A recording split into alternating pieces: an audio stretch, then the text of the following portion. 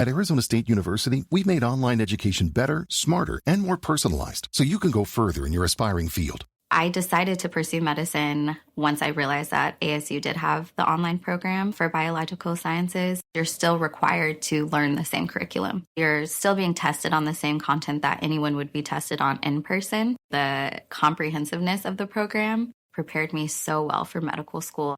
Explore over 350 plus programs at asuonline.asu.edu. Trump complained about our allies today at the TrumpKennedyCrypto.com Center, but then he seemed to forget one of his signature campaign promises, drill, baby, drill. It always bothered me that we're protecting and we don't need them. We didn't need them before we started Dig We Must. Dig Me Must, that's the Trump policy of lots of oil.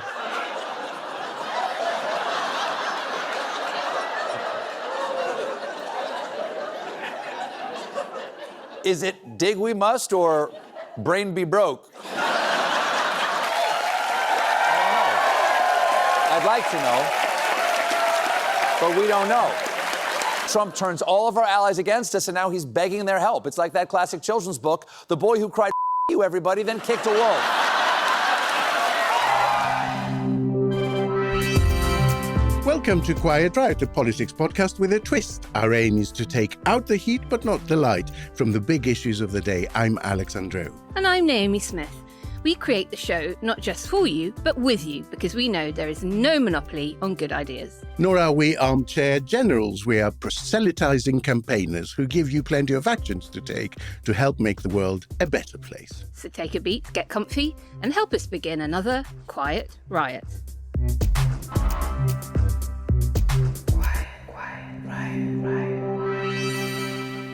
Hello and welcome to Quiet Riot. I'm Naomi. And I'm Alex. This week we take a look at the latest from Iran, the UK and Europe pushing back on Trump's catastrophic decision and Starmer's foreign policy in general. And we take a look at global cuts to foreign aid, what they really mean on the ground for NGOs and affected countries, as well as the weakening of soft power for countries that choose to scale back in general. To help us, we are joined by former MEP, former Minister of State for Development, current MP for Oxford East, and chair of the APPG Sudan and South Sudan. It's the wonderful Dame Anneliese Dodds. Welcome! Welcome, Anneliese. Thank you very much. We've been trying to make this happen for a while, haven't we? Oh, we have. I'm really pleased to be here. Thank you for having me. Look, there is one burning question. Yeah, the important stuff here. Courtesy of our producer, Kenny, who's not here today, but who's a Highlander. And so he wanted us to ask you, Aberdeen butteries or rowies? Oh, right. Not even rowies. I'm afraid rowies. Brilliant. The debate marches on. We've been having this hot debate for a long time. About 18 months. Yeah. So for listeners, if they don't know what the rowie is, it's kind of like a croissant. If you stood it on its end, pushed it down, added more fat into it. Yeah. That's what croissant is missing. Exactly. And then actually put some salt on it too. Ooh. Then you toast it and then put fresh butter on it. So more. It's really, really nice. And my grandma's house always smelled a little bit of rowies, which was such a lovely smell. Oh, I've been obsessed with them for ages, to the extent that I have now found a company that does ingredients for rowies that you can get to make at home. So I'm going to give them a try. Brilliant. But from what you say, it sounds like I could do worse than buying a couple of croissants, putting some lard on a chair and sitting on them. I mean, they are really tasty, but I think maybe something to have... in moderation. Yeah, yes. Once a week. There is a grudging acknowledgement, even from many of Starmer's opponents, that in the current geopolitical environment, an excess of caution and a tendency to split the difference may not be the worst qualities for a prime minister. Foreign policy is broadly seen as Starmer's most favourable stage. The government's language on Brexit has been much more honest of late, and its drive to get closer to the EU more ambitious than we have seen for years.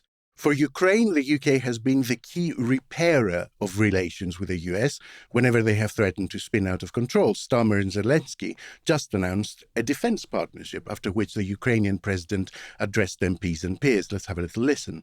Among Ukrainians, trust in the United Kingdom is one of the highest compared to all our partners, and it's absolutely well deserved.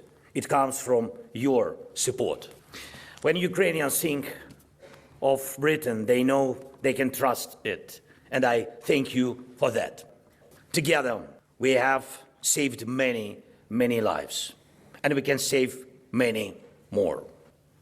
On your way here, you saw 3 branches over the streets, not protective nets against FPV drones.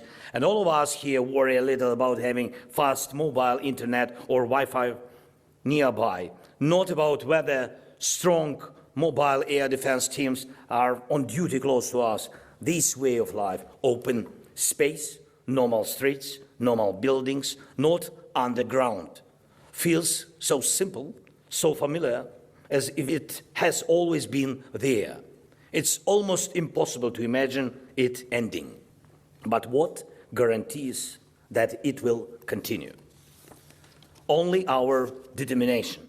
6 in 10 2024 Labour voters approve of the way Keir Starmer has handled the UK's reaction to Trump and Netanyahu's Iran war. This ratio is both high and low. Let me explain. 6 in 10 is high when you consider that a majority of those same 2024 Labour voters say they plan to vote differently next time. It means that there is a significant chunk of voters who do not approve of this PM more generally, but give him props on this. But 6 in 10 is also low compared to the 9 in 10 voters who say the UK must resist any more active involvement, precisely as Starmer is doing. It means that there's also a chunk of voters who refuse to give him props, even when he does the thing with which they strongly agree. Certainly Labour, albeit painfully slowly and from a low point, is creeping back up the polls. Certainly there is a view that Badenoch and Farage have been made to look quite flat-footed on this, as on several other foreign policy issues.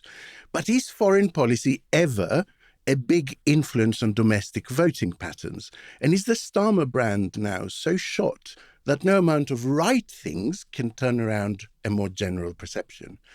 Naomi, shall we start from the Zelensky visit? Yeah. What did he tell that select audience of MPs and peers, including NATO Secretary-General, who was there, Mark Rutte? Well, basically, the top line was actually a message to Donald Trump. Essentially, that he needs Ukraine, rather than the other way around. And that's because they're world leaders in drone technology out of necessity since the Putin invasion. It's precisely this kind of kit that the USA, Zelensky argues, they're going to need in the war against Iran, that Zelensky described as having failed to have a single year of peace since the 1979 revolution. So he sort of did a big piece about Iranian history. He had a very fancy PowerPoint deck to showcase their drone capability, how their soldiers use iPads to track Russian drones in real time. He gave one of the iPads to the king. Yeah. All very high tech. And so he was actually trying to broker a deal with Trump.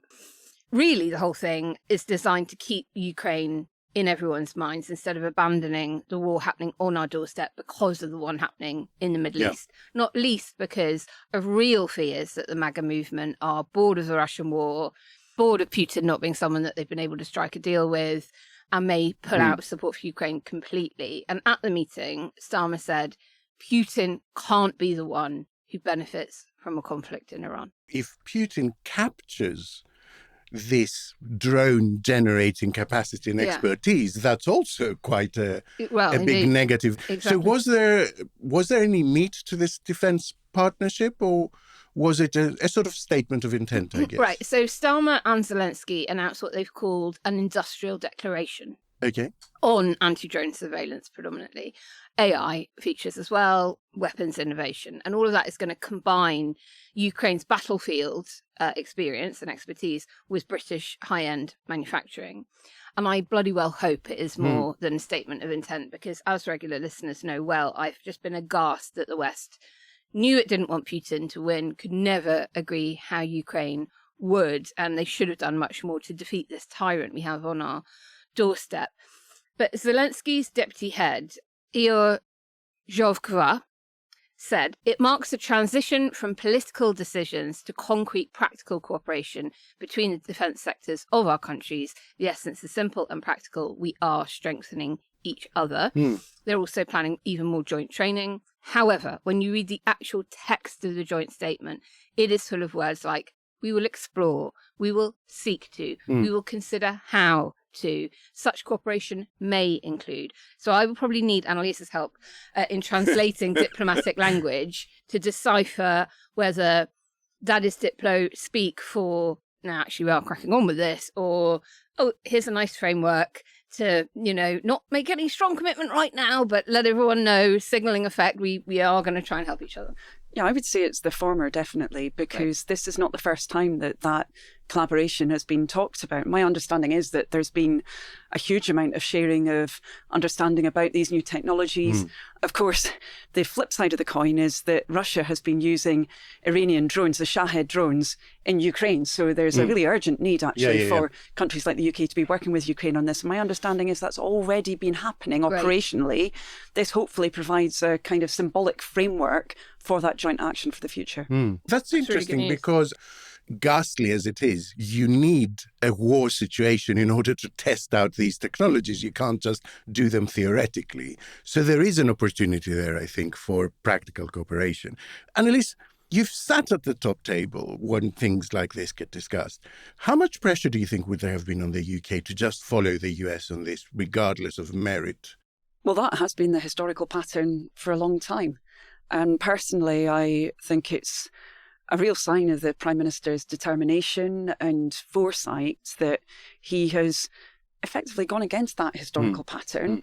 In fact, if we're looking really into the detail of this, you could argue that happened right back at the time when the UK said it wouldn't share intelligence in relation to the action by Trump against so-called drug boats that was taking place near Venezuela. Since then, I think we've seen that position being adopted by the UK government, which is very much in our country's interest, I believe, saying that we need to be really focused on what will serve our security for the future. And at least part of that is by saying we need to have an international rules-based system. We need to work with other countries that are committed to that.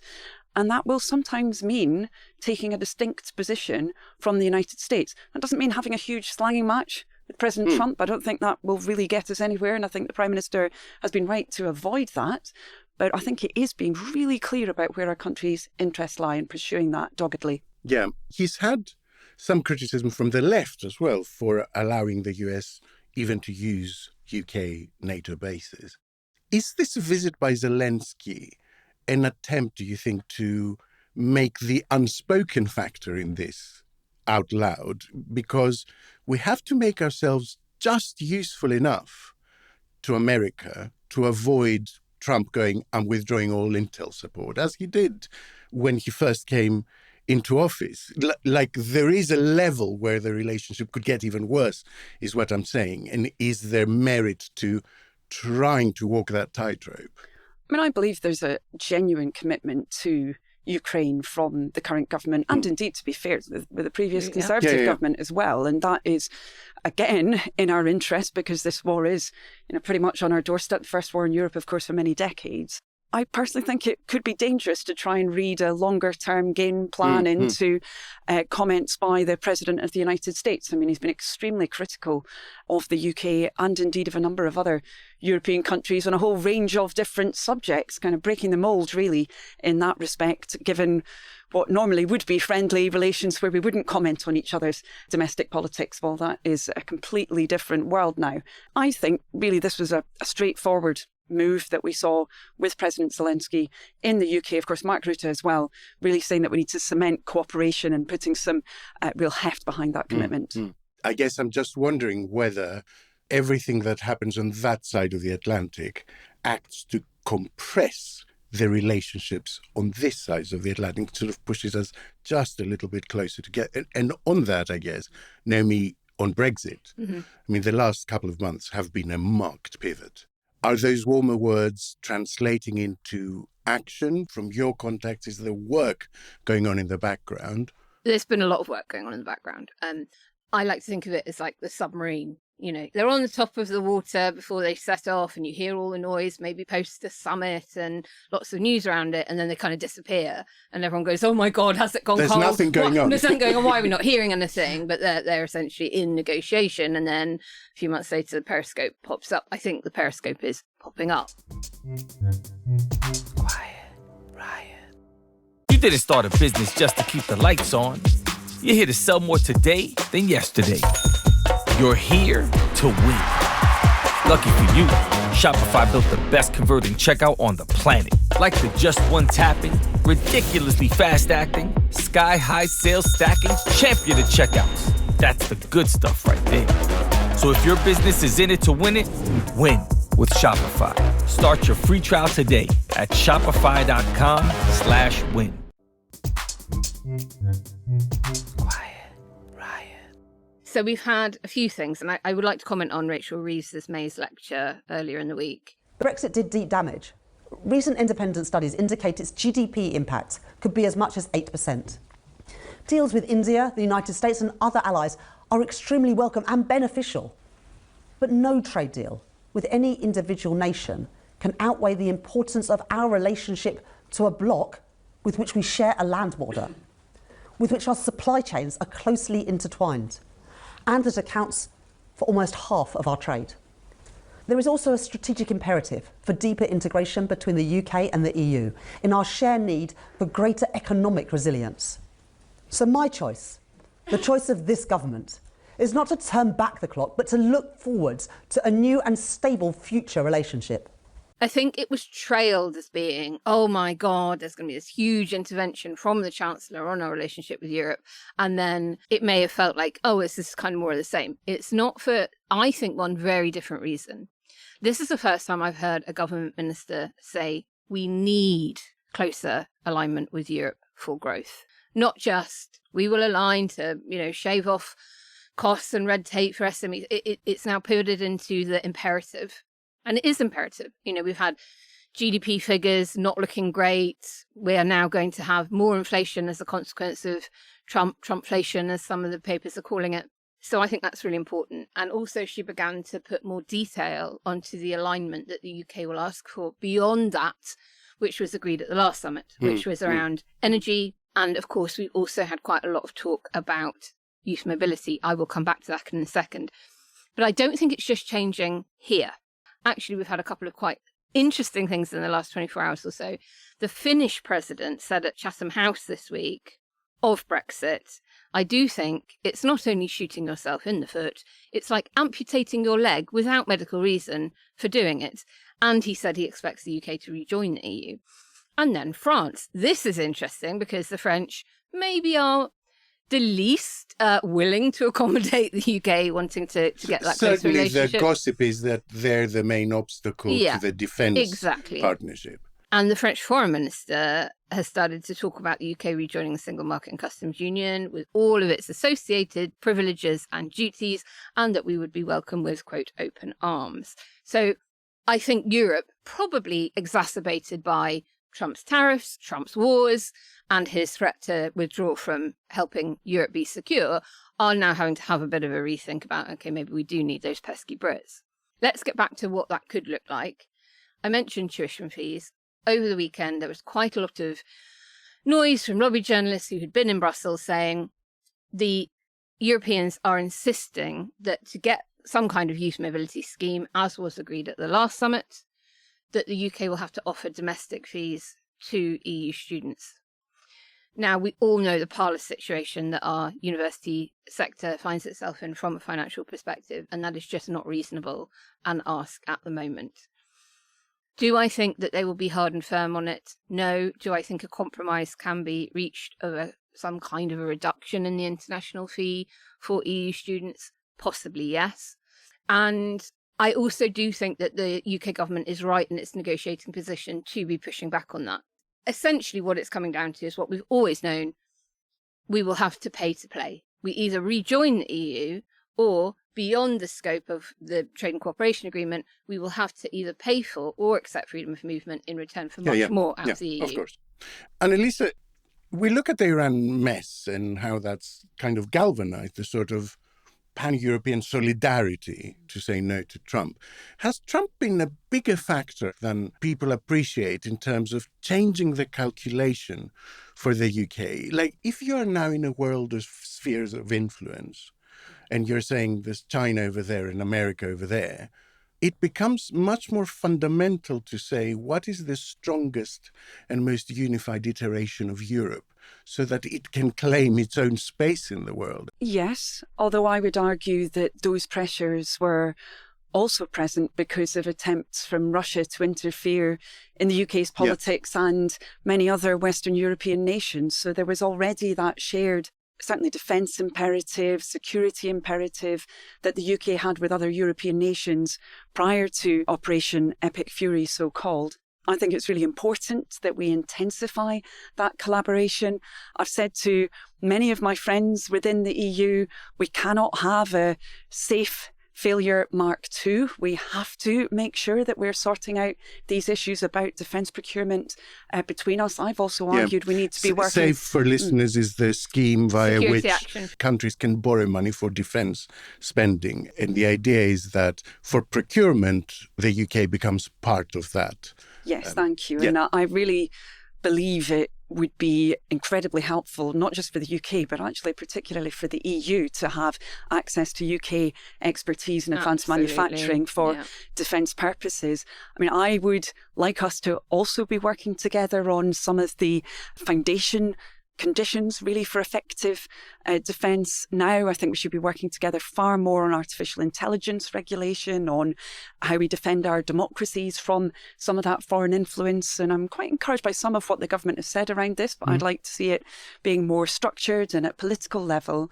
But certainly, similar to Naomi, I'm encouraged by what we've seen recently. When the deal around Brexit was announced, I said it was as thin as gruel. There weren't a huge number of other Labour people saying that at the time, but I think we have seen quite how much damage that deal did to our economy, to our society. And I think it's really positive that we're starting to fix some of those failures now. While we talk about Iran, Alex, give us the latest as we have it at the time of recording, and of course Lebanon as well. Yeah, so Wednesday lunchtime, I mean, basically there's been an escalation in terms of the weapons being used. There's been another high-ranking government member that Israel claims has been killed, and that's the intelligence minister, Ismail Khatib. And this comes after it was confirmed that Ali Larijani, who was the security chief, was killed.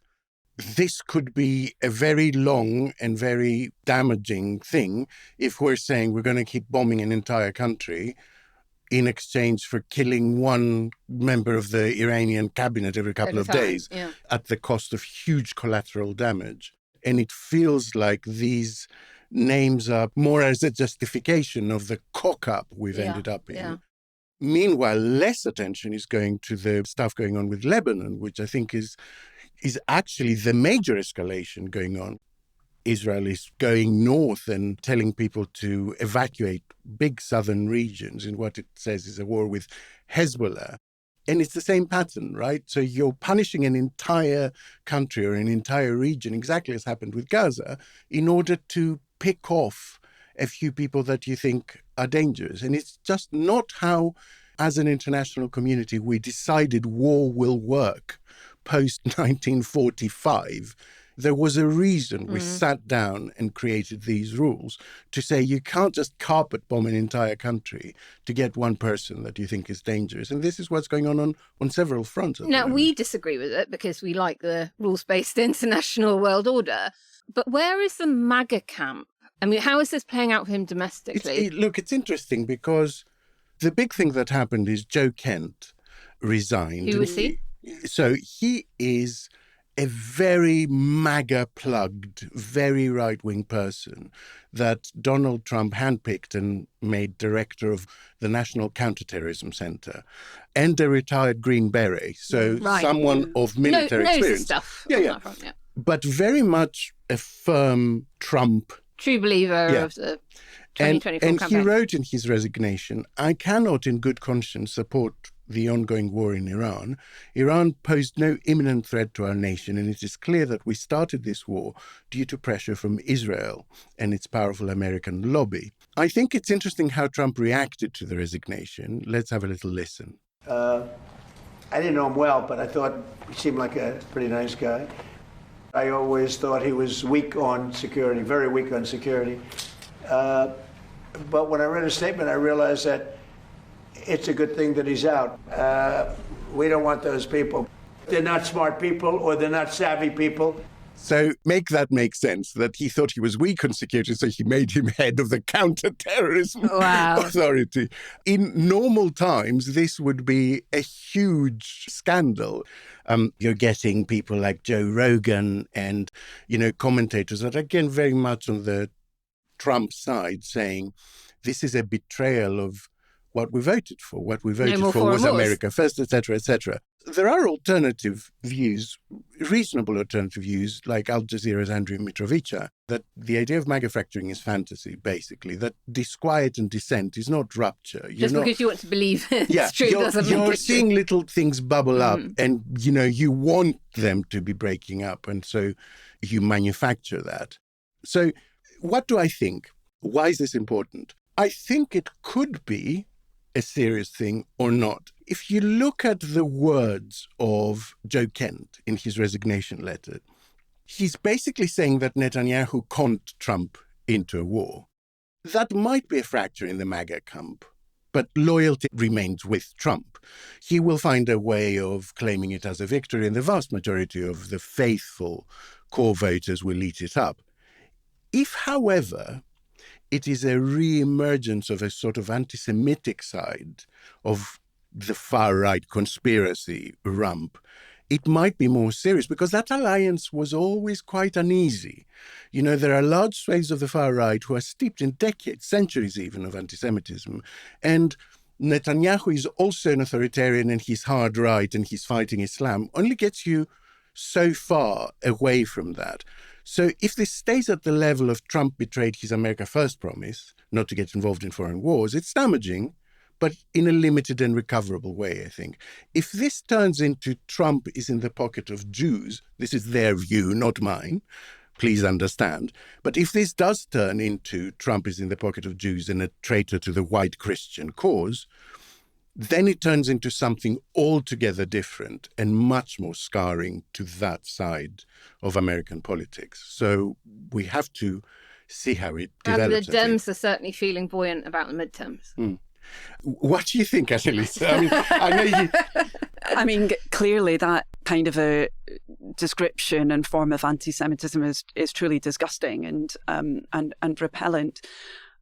I think the polls that have been undertaken in the United States are interesting.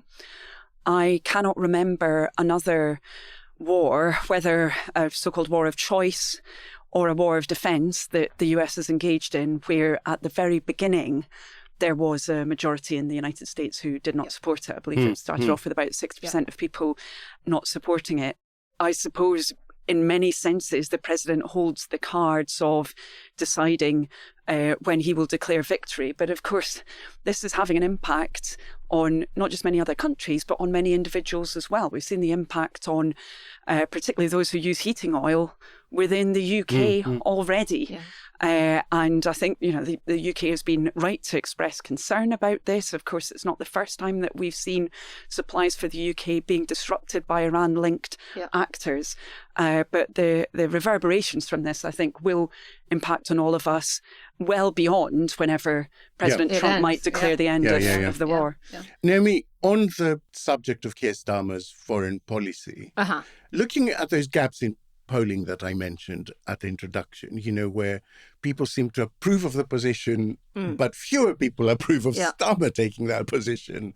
There is a consistent gap there. There is a consistent gap that shows both that Starmer is at his most respected on foreign policy matters, but also that he doesn't get as much credit as someone more popular would, that, people are hesitant to give him a hearing. How do we interpret that? Okay, well, when I look at other polling, and some of it is not released, it's, kind of private polling that different campaigns do, and, people look at it, there is I'm afraid to say, a very noticeable difference between when you ask people, do you support this position? And you give them some policy options, and they go, yeah, like that, like that, like that. And then you ask people, Keir Starmer's government is thinking of doing, you insert the same things, and they really drop in popularity. So unfortunately, there is this kind of correlation between unpopular person making popular policy unpopular. Now, Peter Kellner, when he came on the show, talked to us a little bit about this a few weeks ago, saying that in his entire, history of polling over a 50-year career, policy and issues rarely matter by comparison to how trusted and liked the main figure proposing them is. Now, of course, that changes. You can be very popular. Boris Johnson pushes through his hard Brexit deal, and then you start to do some terrible things, and then people lose confidence in you, and it kind of doesn't matter what you do, you're going to lose that.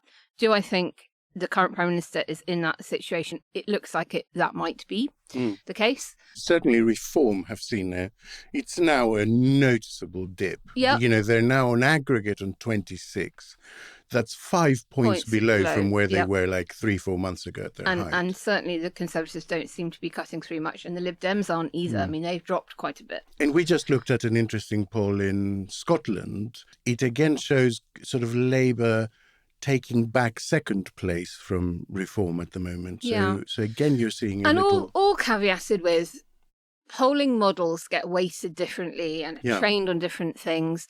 We've seen this week YouGov changing its position on how it reports its polling methodology after Farage complained that YouGov underrepresent Reform vote compared to other pollsters. They don't, I hasten to add. It is just all the pollsters do their own weighting in the background. And essentially what YouGov are doing is asking a different question, like how would you vote where you live, rather than how would you vote in a general election if it were to happen, and so therefore you might get a difference, and they weight accordingly based on their kind of underlying MRP. I am a bit concerned that we now have potentially a bit of a shy Reform vote out there in the way we used to have a shy Tory vote. I'm not sure that all of the pollsters are able to pick that up and wait and adjust for it. Yeah. As a consequence, certainly as somebody that does do canvassing, that does go out and talk to people a lot, and nowhere near as much as I'm sure Anneliese does, but I can't quite marry what I'm seeing in the headline polls with what I hear from people. So I'm very interested, obviously, for May, interested in a cover my eyes and block my ears that way, but nonetheless, we've got an actual poll happening that will give us a little bit more of an indication of both of the questions you've been posing there about Labour's brand, Starmer's brand as separate from the Labour brand, and how healthy or not the vote share will hold up for Reform. Anneliese, I don't want to try and get you involved directly in this because it's obviously a minefield, but there is a theory of endurance politics, which one academic described as somewhere between pain and boredom, which I think is quite a good description of what's going on at the moment.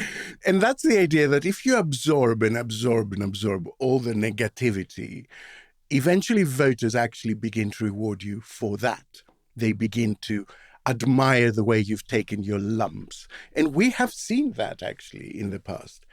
Is this where you think we are with Starmer, this weird turnaround beginning to happen, that if all the papers are constantly screaming that you're terrible, you reach a point of saturation, I guess, and people begin to slightly ignore it? I mean, that's a very interesting theory. I suppose I would immediately think of the general support of the British public for an underdog. I mean, people often will feel that when criticism gets to a certain level, hang on a minute, what's really going on here? Are people being unfair?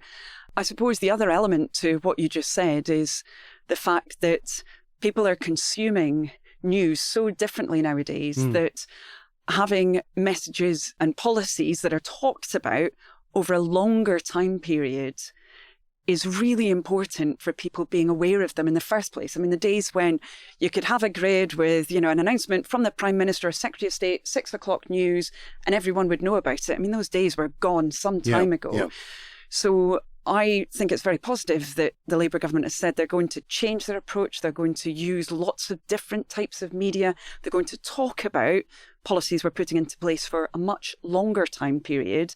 And I hope that might lead to perhaps more awareness in the public of what the government is trying to do, whether they like it or not. At least, hopefully, they will be more aware of the measures that are being taken by the government, because I think quite a lot of that currently isn't really kind of getting into people's consciousness. You look at the announcements from Pat McFadden, for example, this week around youth unemployment, hopefully measures that will really start to shift the dial around this, supporting small businesses to take on younger people. I think you're dead right, Anneliese, because when I talk to people about minimum wage increase, so many of them just didn't know about it. Yeah. Even people who are on it. Yeah. And so, oh no, okay, well that's really good. And so then that leads you back to the, you do just have to get far more persistent with repeating your message over and over before it really sinks in an era where you're competing for attention with so many different forms of media and activity than ever before. Yeah, absolutely. And of course, huge developments in foreign policy, as we've just been talking about, where the news is changing every hour, but where clearly the Labour government is trying to change things in our own country and to really turn things around. What do you think instinctively? I'm not asking you to say what you would prefer, but do you think that Starmer will face a leadership challenge at some point in the next few months? Well, I mean, any politician who says they can gaze into the... I know, but you must have a kind of gut feeling about it. Well, obviously, there's concern about Labour's standing in the polls. At the same time, there's a very keen awareness of what happened previously when you had successive Conservative prime ministers, the chaos that came out of that, and a real they didn't concern. Get rewarded for it at the next election. Well, they certainly didn't. I mean, admittedly, at least part of that was because of the individuals who were put into the position of leading our country who created even more chaos, particularly in Liz Truss's case. This is going to be a discussion, not just within the Labour Party, but more broadly. I believe the kinds of policies that Keir's been talking about recently, really focusing on some of those brass tacks, as I said, the measures around youth unemployment, but other things as well, the big schools reform that we're pushing towards, measures on the NHS and so forth. I think where we're able to have the discussion around those issues, I think generally people are more positive. Yeah. They can see that attempts are being made to turn things around. I suppose the one comment that I would make, and it's one that I've been making for many months, is I think our country is unarguably in a harder position economically than we were at the time of the last general election. We've got more international turbulence. We've got everything that's happened with trade with Donald Trump. Now we've got what's happening with Iran and the impact on inflation, as Naomi mentioned. That means that in terms of public finances, we are more constrained than we believed we were at the time of the election. Yeah. And I think it's really important that the government is upfront about that. I thought Rachel Reeves was very upfront about it in the questions after the May lecture around the plan to tuition fees. And, she said, yes, it's broken, but given how many things are broken because of what we've inherited, and then on top of that, what's happened because of all of the things Anneliese has just mentioned, it's not top of the pile. And I just thought, okay, well, at least you're being very honest with people about that. Quiet, Riot. Quiet, Riot. Having benched it for a wee while, it is now time to bring back regular favourite, Wokey Dokey. Wokey Dokey.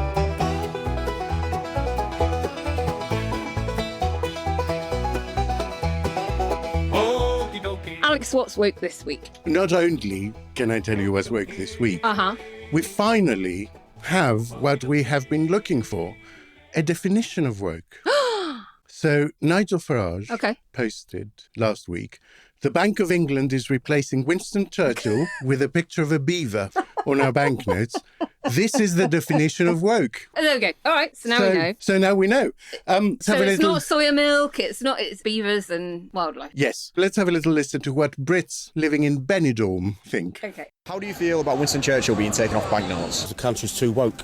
Yeah, it's a liberty. Yeah, it's a liberty. The old principles are gone. No manners, no more. Breaking down. That's rubbish. It's all going woke, isn't it? This is all going woke. There's no need for it. It's just another mad thing what's going on in our country, I think, at the moment. It'd be a bit sad. He's a historic figure. But it depends who they replace him with. They're replacing him with animals. That's wrong. That's so wrong, yeah. That's wrong. Why is that wrong? What's historic about animals with England? And I think we should be proud of what Churchill stood for. Equally, I'm not against hedgehogs. He's an ambassador for our country. Marks us who we are. I think times move on. Do you know what I mean? Yeah, he was a great bloke in the 40s or whatever. Someone in an office somewhere has been paid a fortune to decide they want to change it, to be seen to be doing something. To me, it just seems a bit daft. A few things to say about this. First of all, very interesting. It sent me down a little rabbit hole about banknotes. So people only started appearing on banknotes in 1970, other than, obviously, the monarch. I know this feels like an age-old tradition, but it's actually within our lifetime. Not mine, thank you. Yeah, all right. Not mine either. It's just an expression. Just shut up. Now, the banknotes with Churchill only started circulating in 2017, and he took the place of Elizabeth Fry. Was that woke or anti-woke? Because he took the place of a woman. Why did he go on the £5 note? Oh, yeah. He put Churchill on the lowest nomination, while Austen, Turner and Turing are given a higher value, a woman, a painter and a homosexual. Isn't that woke? Or is it anti-woke? Because there's more fivers printed than £50 notes, meaning there's more Churchill than Turings out there.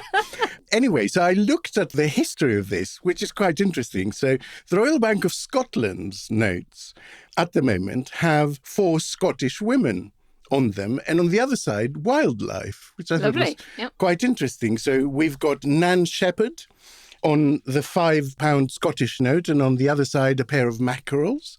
We have Mary Somerville on the £10 Scottish note, and on the other side, a pair of otters.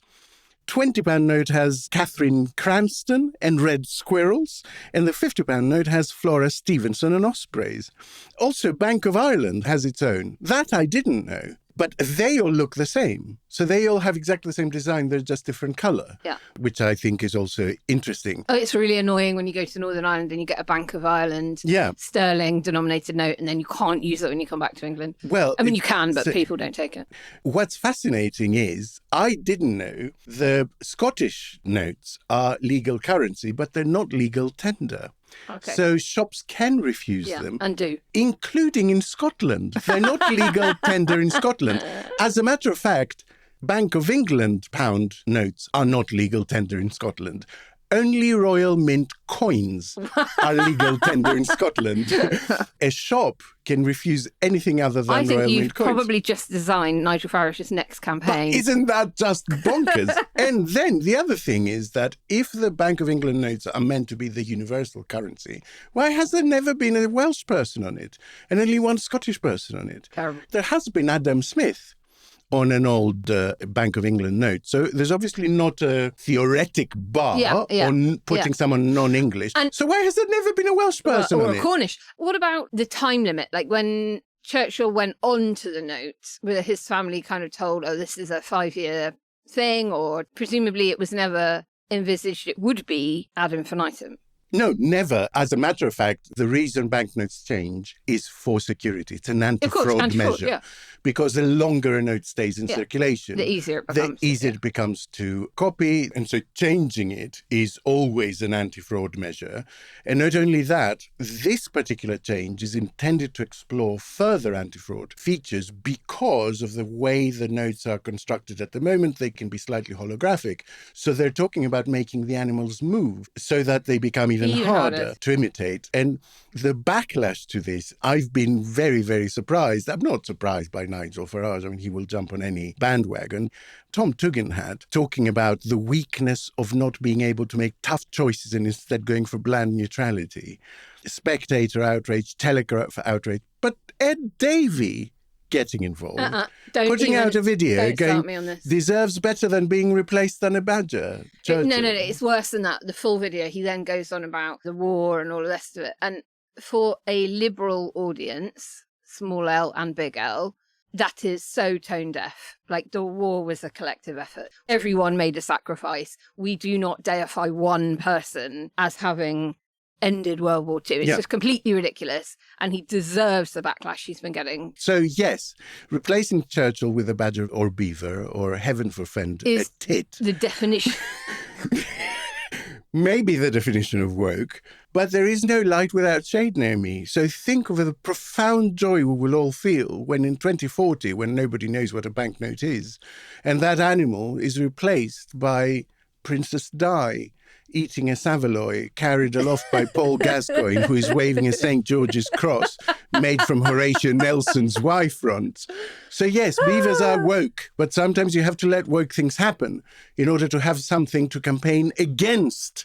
Because otherwise, what would this entire ecosystem of grift rail against if there's no wokeness? We're only thinking of you guys. Alex, you do know one of our listeners is going to use AI to generate the exact image you just described. And if you do, send it to quietriotpod@gmail.com. We are living through what many are calling a crisis of political will and international development. The most seismic moment came last year when the Trump administration moved to dismantle US aid, one of the largest foreign aid agencies in the world, cutting billions in funding and shattering programs that had, in some cases, been running for decades. The shockwaves from that decision are still being felt across the global aid architecture as NGOs scramble to fill gaps, partner governments reassess their own commitment, and the people those programs were designed to reach are left in limbo. In the UK, Keir Starmer has made clear there will be no restoration of the 0.7% GDP aid commitment, nor any return of a standalone DFID department. The political calculus is understandable to some, but to those working in the field, it represents a continued retreat from the kind of long-term, poverty-focused development that the UK was once genuinely respected for on the world stage. The consequences of all of this are not abstract. In Sudan, now the site of what the UN describes as one of the worst humanitarian catastrophes on the planet, the withdrawal of international funding is being felt in the most visceral terms imaginable. In clinics without medicine, in food distributions that have stopped, in refugee camps that have no more capacity or resource. It is against that backdrop we wanted to talk today about what aid really does, who it's really for, and whether we in the wealthy world are making a catastrophic mistake by pulling back. Anneliese, you resigned your ministerial position over aid cuts. And we can talk in billions of dollars and percentage points of GDP, but can you help us and our listeners understand what these aid cuts actually mean at the point of delivery? Like when a program loses US aid funding or a UK grant, doesn't get renewed or whatever, what happens the next morning for the very people who were relying on it? Well, the process with the recent cuts in the UK has been quite different to what's happened with US aid and indeed with previous cuts to UK aid budgets, particularly that which took place under the previous Conservative governments. The difference is that they're planned. Now, obviously, I didn't agree with them for reasons that I'll come on to in a minute, but they have been planned. There's been a run-in. That means that it's been possible for the Foreign Commonwealth Development Office to properly plan for this, to not be kind of cutting programs in half, laying people off. With the US aid cuts in particular, I know of a number of individuals who received an email saying you must stop what you're doing forthwith, full stop. And that was as quickly as it happened. Total cliff edge. Exactly, one day to the next, stop working. That's certainly not the case with what's happened with the UK aid budget. It has been planned. That's partly because the way the budget works is you will have some long-term commitments to really big organisations like, let's say, the World Health Organization or OCHA, the UN Agency for Refugees, Displaced People. You'll then also have so-called bilateral programmes which operate in different countries, and they might operate for, say, 3 or 4 or 5 years, and they're organised on a rolling basis. So it has been organised. You're right that I didn't agree with the cut. I would say not only because of the consequences for some of the world's poorest people. I'm sure we'll come on to that. But it also links to the discussion that we were having previously about pressures on the UK. I did not believe it would be possible to simply wire funds from development into defence and then say, right, that question about how we rearm is sorted out. I knew that they wouldn't generate enough. I knew that we needed to have a national conversation about the need to rearm and how we were going to be dealing with that into the future. And I'm afraid that is what is being shown by current debates around defence and the fact that we're not exactly where we need to be. I know the government's focused on this. But then there's been this huge black hole in the MOD budget. Yes, and we need to, I believe, still have that big conversation. You know, this is a new situation for our country compared to previous decades, certainly since, I would argue, the 1980s. And as I say, pretending you can wave a magic wand and sort this out just by shifting funds from one budget to another is just not going to work. So for the schemes, projects, beneficiaries of the UK aid, it sounds like they've been given a bit of a transition period. They kind of know when the money will probably not be renewed, and they can aim to find other funding to replace it. In the case of US, as you say, cliff edge, pack up shop. Can you give us just like a couple of examples of what, particularly the US one, means on the ground for somebody? I think in many cases the reality is there are not other funds to replace previous spending. So like HIV treatment in sub-Saharan Africa, people that would have been eligible to get PrEP or some other drug to help them, now that's it, they're just going to presumably have a worsening illness. Absolutely. In many cases that applies with HIV/AIDS, it applies with tuberculosis, many other diseases that we're extremely lucky in countries like the UK. We don't have rampaging through our population and leaving children as orphans, but that is the reality in many other countries. And also when it comes to malaria too, we were seeing so much progress, but arguably we may not be able to sustain that globally into the future. But I think it even goes beyond health programs. I found that there was a bit of a misconception about how much humanitarian need is being met globally. Time after time, we're seeing recently that kind of UN calls for humanitarian support just to keep people alive are not being met. And we're not saying they're being missed by 5 or 10%. For example, they're only 30% funded. Wow. So that literally will mean people not having enough food to eat. And we have now globally more people displaced than at any time in absolute terms. Yeah. Quiet, Riot. Quiet, Riot. Part of what is less talked about is the gaps that creates and who fills those gaps. Because it's something actually I saw in Greece with my own eyes, albeit at a much lower level, that it was at the height of austerity when people were really struggling, that something like Golden Dawn started opening up soup kitchens. And suddenly people had this goodwill towards this far-right, literally neo-Nazi thing, because it was the only thing giving them practical help. And so if you have those pockets in sub-Saharan Africa where it's only a radical Islamist organization that is giving people food, or China steps in, or Russia steps in, then it's not only about what you're taking away when you're withdrawing, but it's also what opportunities do you create for others as you withdraw? I strongly agree. And unfortunately, if you look at the case of Sudan, there you have an enormous humanitarian emergency, as Naomi mentioned, arguably the biggest in the world right now, population the size of London having been displaced from their homes, some of them many times over, starvation, although data on that not being collected now properly because the belligerents are stopping it. So a limit to exactly what we know about what's happening there. But you do see in those kind of circumstances, because people are desperate, of course you see then patterns like we've seen elsewhere of individuals becoming involved in armed conflict when they wouldn't have otherwise, but it's the only way in which they can support themselves. And I think particularly looking at Sudan's case, it's in a really important strategic position. That's probably why, in fact, you do indeed see countries like Russia that are getting involved on the different parts of the continent of Africa. You've seen, of course, that Chinese engagement as well. And I think strategically, it really is important that countries like the UK that are committed to democracy and other Western European nations, that we are working really hard to renew our links with those people. It's really getting to the issue of soft power as well as the hard power of feeding people.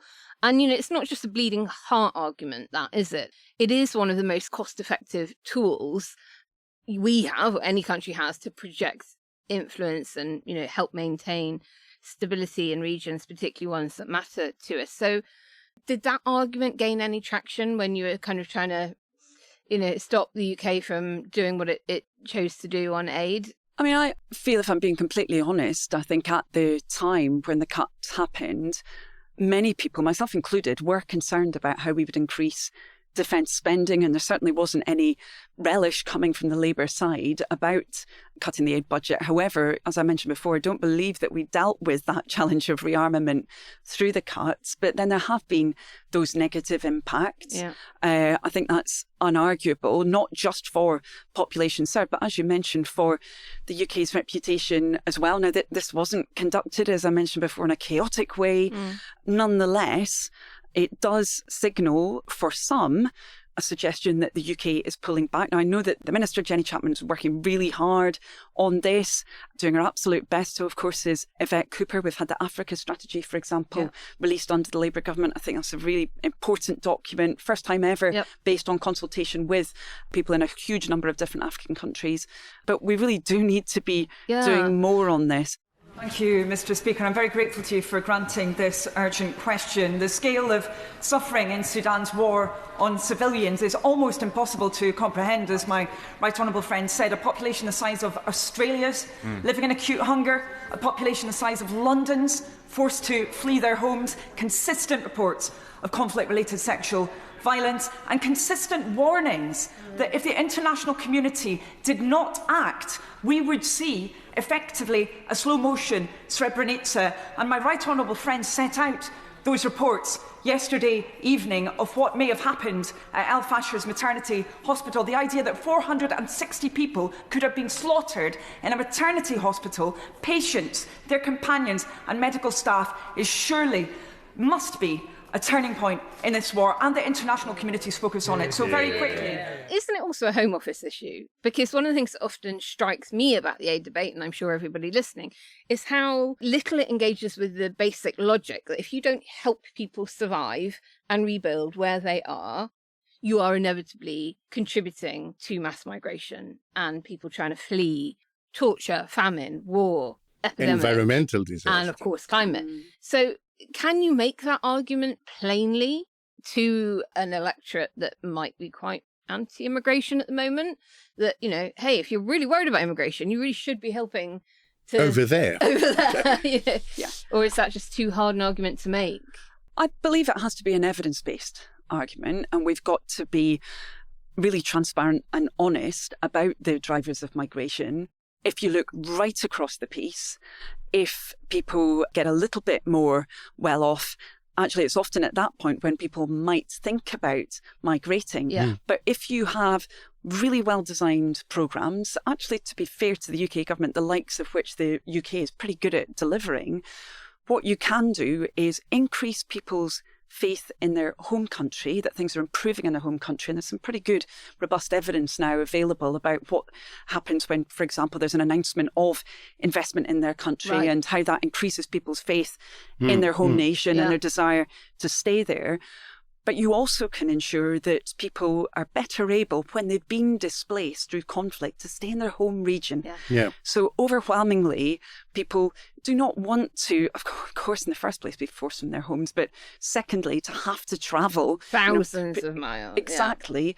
Where you have really well-run interventions that are supporting refugees in their home region, they can then envisage a future for themselves, either in that region or potentially someday back home as well. So I think we can make those arguments, but they've got to be evidence-based. We can't say, I believe, any form of aid spending will automatically, have that kind of... We've got to be transparent about this, but when we are, there is strong public support, and it's been really interesting to see some of the work by NGOs on this. Which is, I guess, why the situation in Sudan is so miserable and dangerous, because of exactly that factor, that people don't see it getting better and don't think it will get better. And so fleeing it becomes the only option, doesn't it? If you have a glimpse of hope that at some point in the future there is an end in sight, then you will stay, I guess, as close as you can to your home region in the hope of going back as soon as the crisis, whatever it is over. But if you think this will go on indefinitely, then the calculation becomes very different, doesn't it? Yes, absolutely. I would say that the Sudanese people that I've met are incredibly committed to their country, extremely resilient, and do believe that there is hope for the future. And I think, so many of them have shown that in the work that they've been doing, reflecting on what you said before about people organising, in the Sudanese case, in a really positive way, with the emergency response rooms getting together to provide mutual aid in the face of horrific threats from belligerents on all sides. So I think there is that commitment there. But of course, now you've got huge numbers of Sudanese people, mainly in neighbouring countries. And, particularly in the case of Chad and South Sudan, and in many cases it's South Sudanese people who'd moved into Sudan, then come back down again. These are countries which are already really struggling in terms of their economic situation. They've had a huge influx of refugees or returnees in the case of South Sudan. And I think that's something that we really need to be mindful of. Actually, by far the most significant impact of displacement is on the surrounding countries. Mm-hmm. Obviously, Ukraine, Russia, Israel, Palestine, now Iran dominate every single news program, it feels like, for the last few years. Why do we so rarely get any information about what's happening in Sudan? I think that's a really important question. I believe that the belligerents have viewed it as in their interest to control access, not just for journalists, but also for health workers, for aid workers. And disturbingly, we've seen very large numbers of those people actually being killed by belligerents. It's been horrific over the last almost 3 years now of the conflict. So that's been a problem because it's been really hard for example, British journalists to get in to Sudan. Exactly. Now the different areas are so controlled by the belligerents that you effectively would need permission, and that is not a constraint that many journalists would want to operate within. Some have bravely managed to get in there. So I think that's been an issue. But I think there may well also be some fatigue that you kind of hinted at a little bit with your question. We've actually seen, disturbingly over recent years, an increase generally in the amount of conflict globally. I mean, Sudan obviously particularly intense, but the number of civilians who've been impacted by conflict has been going up over the last few years. But I think we really need to make sure that people can hear about what's going on. Of course, in the UK, we've got a Sudanese diaspora who are able to tell us about that, and I think we really need to be listening to them. And a little bit of racism, right? Let's not tiptoe. I mean, there is a hierarchy of the value of life that you see very clearly in our media environment, that someone white, Christian and close by gets much more coverage than someone black and far away. And that's also there. And I think we should name it and call it what it is, really. Well, I certainly believe some of the stories that I've heard from individuals about what has happened to them and the lack of coverage of that globally, I have really struggled with that. I mean, I will never forget some of the people that I met when I was in South Sudan, people who'd had to come out of Sudan into South Sudan. Awful experiences they'd had. I mean, the children dying in front of them because they had to wade through flood water, kids dying of measles, sons being pulled off when they're really young by the exactly, and of course horrific sexual violence as well. And I think always that contrast in my mind with the huge promise and, amazing courage and determination of Sudanese people at the time of their revolution, when there was such a bright future that they foresaw. Yes, I do struggle with the lack of coverage. I think we really need to do all that we can to get that message out there. And as I said, hopefully, if we listen more to people in our own country who've got that experience. It's the stories that matter. It's the stories that get people involved, not the numbers in the statistics. Yeah. It's the human stories. Anneliese, give us a call to action. Everybody listening at home, Alex and I ourselves, how can we help? What would you like us to do? So as I mentioned, I think it's really important we listen to people who have got those contacts with family and friends in Sudan. And there's a really exciting initiative taken by some Sudanese diaspora people that's called Women for Sudan. That's Women for Sudan. We'll leave a link in the show notes.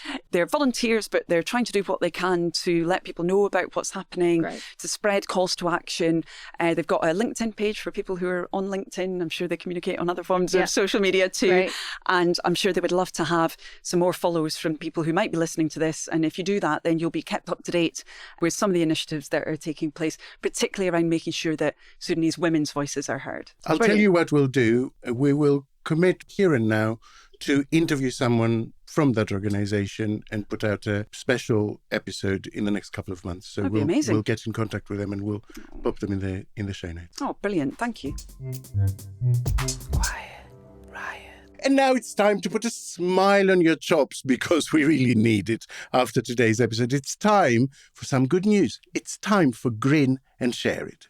Good news is welcome to me. Bad news is hell come to me. Good news. I want good news. Naomi, What good news have you got for us today? Okay. If you've ever been on a diet... Are you asking me? Sorry, no, you're telling people. If one has ever been on a diet and lost some weight, but put it all back on again, and then spent forever feeling guilty about it, only to try and do it all over again. Well, the good news is that basically we're giving you a scientific hug here, because yo-yo dieting might actually be good for you. What? So this is a new study published in the journal BMC Medicine. We'll leave a link in the show notes. And it suggests that yo-yo dieting, which has long been blamed for all sorts of health risks, might actually be doing your body more good than you realised. So if that's you, take a breath. It turns out you haven't been failing. You've been trying, and that trying actually now counts more than doctors previously thought. The research itself, it's being described as the largest long-term MRI-based weight loss trial of its kind. About 300 participants were followed over a decade across 2 separate diet programs. And the findings are quite remarkable, because even when people regained all the weight they'd lost, their levels of harmful visceral fat, that's the really deep abdominal fat linked to heart disease and a lot of other disease, it doesn't come back in quite the same way. So the researchers believe that the body builds up a kind of cardiometabolic memory from each weight loss attempt, meaning every effort leaves some kind of positive imprint, even when the scales don't reflect that. And so lead researcher, Professor Iris Shai from Ben Gurion University in the Negev, put it pretty beautifully, saying the findings challenge the idea that weight loss is just a numbers game. So, like, the numbers on the scales tell one story, but not the whole story, and maybe not even the most important part of it. And basically, it's like a memory of your thinner self sort of stays within you at a cellular level, even if you put the weight back on. So whether you're on your second attempt, your 5th, or like me, your 50th, science is here to tell you to keep going. Every try does something good deep down, whether or not you ever see it. And you know what? In this day and age, I think that's worth a grin. Yeah, that makes perfect sense to me. So thanks, Naomi, and listeners, will drop a link in the show notes. So as always, you can not just grin, but also share it. And just like that, another jam-packed episode draws to a close.